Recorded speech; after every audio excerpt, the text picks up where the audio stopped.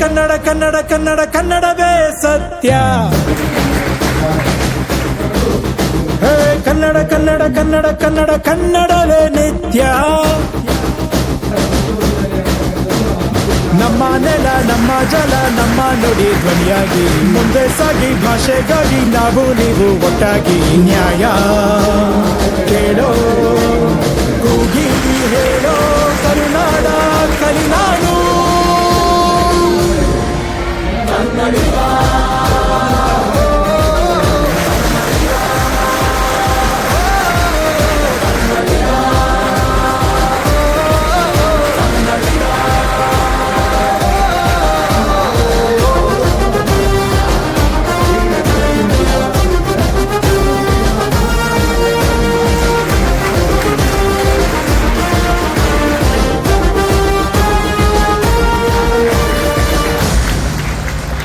ಕಲಿಯೋ ಕಲಿಸೋ ತಿದ್ದಿ ತಿಳಿಸೋ ನಮ್ಮ ಭಾಷೆ ಪ್ರಾಚೀನ.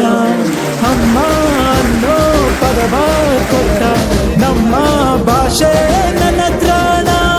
ಪ್ರತಿಕ್ಷಣ ಪ್ರತಿದಿನ ಒಂದೇ ಧ್ಯಾನ ಮಾಡೋಣ.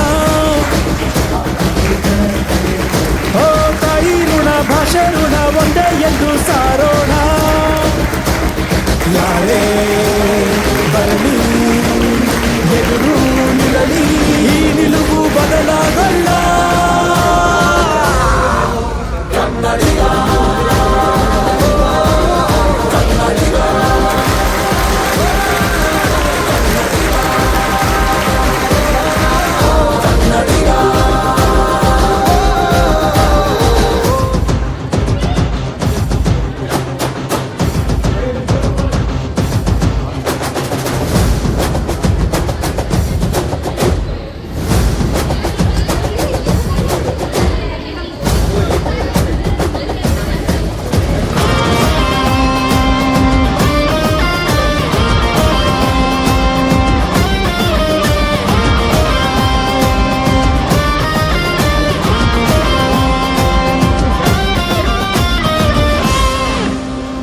ಸ್ವಾಭಿಮಾನ ನಮ್ಮ ಪ್ರಾಣ. ಈ ಅಭಿಮಾನ ಭಾಷೆ ಕೊಟ್ಟ ಸ್ಥಾನಮಾನ. ಭುವನೇಶ್ವರಿಯ ಬಹುಮಾನ. ಹಳದಿ ಕೆಂಪು ಬಾವುಟವೇ ಕನ್ನಡದ ಆಧಾರ.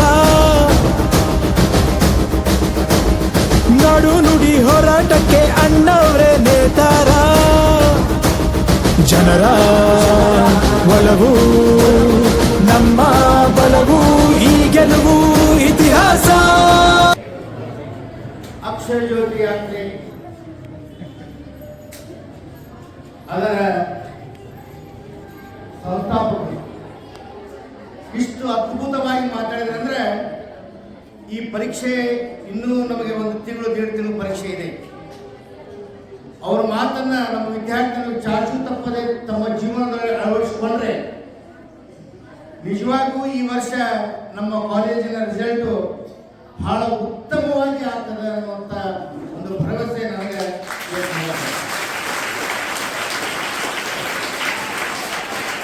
ಅನೇಕ ನಾವು ಕಾರ್ಯಕ್ರಮಗಳನ್ನು ನಾವು ಮಾಡಿದ್ವಿ. ಆದ್ರೆ ಅಲ್ಲಿಯ ತನಕ ಯಾರು ಕೊಟ್ಟಿದ್ದಾರೆ ಹೋಗೋದು ಬರೋದು.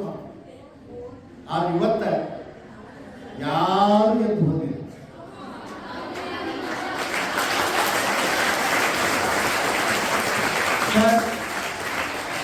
ನಿಜವಾಗೂ ನಾನು ನಿಮಗೆ ಅಭಿನಂದನೆ ಸಲ್ಲಿಸ್ತೇನೆ. ಕರ್ನಾಟಕ ಸರ್ಕಾರ ಸಾಕಷ್ಟು ದುಡ್ಡು ಶಿಕ್ಷಣ ಮಕ್ಕಳು ಪಡೆಯುವುದಕ್ಕೆ ಸಾಕಷ್ಟು ಯೋಜನೆಗಳಿಗೆ ಖರ್ಚು ಮಾಡ್ತಾ ಇದೆ. ಇವತ್ತು ನಮ್ಮ ವಿದ್ಯಾರ್ಥಿಗಳ ಮುಖಾಂತರವಾಗಿ ನಾನು ಕರ್ನಾಟಕ ಸರ್ಕಾರಕ್ಕೆ ಒಂದು ಮನವಿ ಮಾಡ್ತೀನಿ. ನಮ್ಮ ಪಾಟೀಲ್ ಸರ್ ಅಂತ ಒಬ್ಬರನ್ನ ನೀವು ಸರ್ಕಾರದ ಶಿಕ್ಷಣ ಅಡ್ವೈಸರ್ ಕಮಿಟಿಯಲ್ಲಿ ನೀವು ತಗೊಂಡು ಅವರಿಗೆ ಒಂದು ಕಾಲೇಜ್ಗೆ ಒಮ್ಮೆ ಅವರಿಗೆ ವಿಸಿಟ್ ಮಾಡಿಬಿಟ್ರೆ ನಿಜವಾಗಿ ನಾನು ಹೇಳ್ತೇನೆ ನಮ್ಮ ಕರ್ನಾಟಕದಲ್ಲಿ 100ಕ್ಕೆ 100 ರಿಸಲ್ಟ್ ಆಗೋದ್ರಲ್ಲಿ ಯಾವುದೇ ತಪ್ಪಿಲ್ಲ. ಎಲ್ಲ ಗಣ್ಯಮಾನ್ಯರಿಗೆ ನನ್ನ ನಮಸ್ಕಾರಗಳನ್ನು ಹೇಳುತ್ತಾ ನನ್ನ ಒಂದೆರಡು ಅನಿಸಿಕೆಗಳನ್ನು ಹೇಳಲಿಕ್ಕೆ ಇಷ್ಟಪಡ್ತೀನಿ. ಸೊ ಯಾವಾಗ ಸರ್ ಮಾತುಗಳನ್ನು ಆಗ ನನ್ಗೆ ಅನ್ಸಿದ ಇಷ್ಟೇನೆ, manifestation is very very important in our personal life.